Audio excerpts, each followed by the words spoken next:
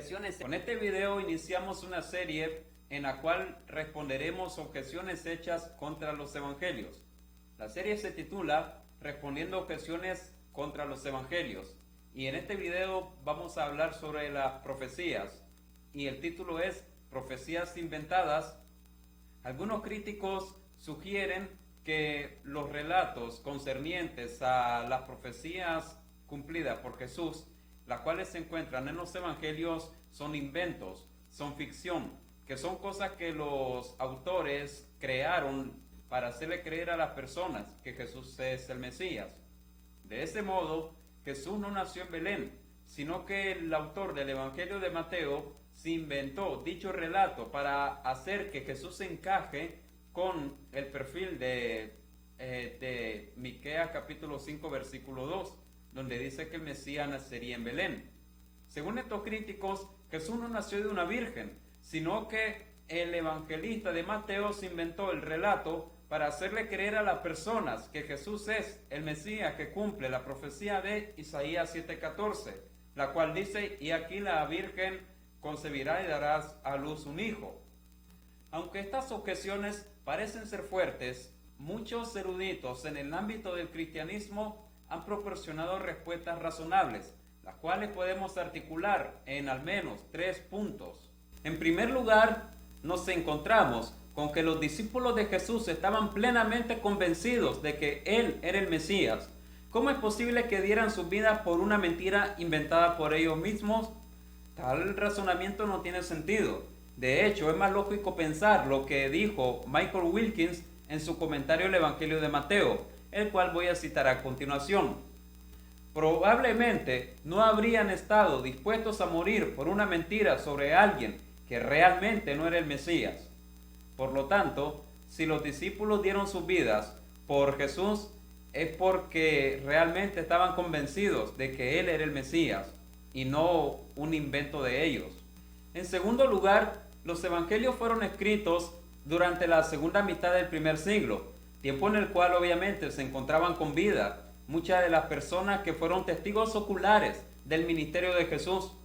Sería muy temerario por parte de los discípulos inventar un relato y luego ofrecérselo a las personas que conocieron al propio Jesús. Hubiesen sido refutados inmediatamente.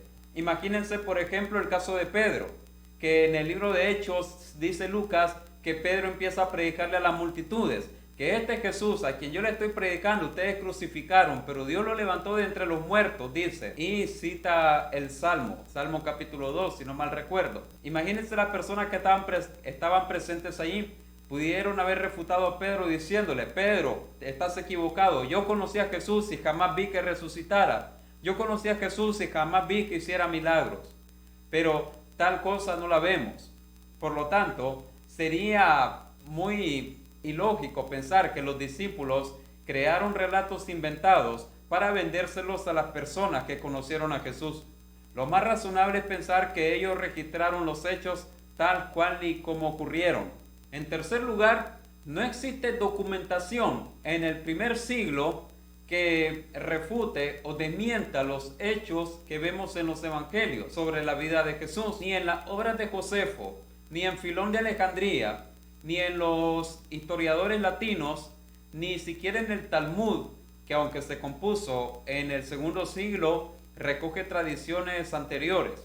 En ninguno de esos textos se desmiente o se ataca como falsedad las cosas que dijeron los discípulos acerca de Jesús. De modo que ninguna fuente contemporánea a los evangelios desmiente lo que en ellos encontramos o leemos. Para terminar, quiero dejarles algunas preguntas a modo de reflexión. Si realmente los discípulos de Jesús querían inventar historias para legitimar su mesianismo, ¿por qué no encontramos un relato en donde diga que Jesús fue ungido con aceite literal por alguna autoridad judía de su tiempo?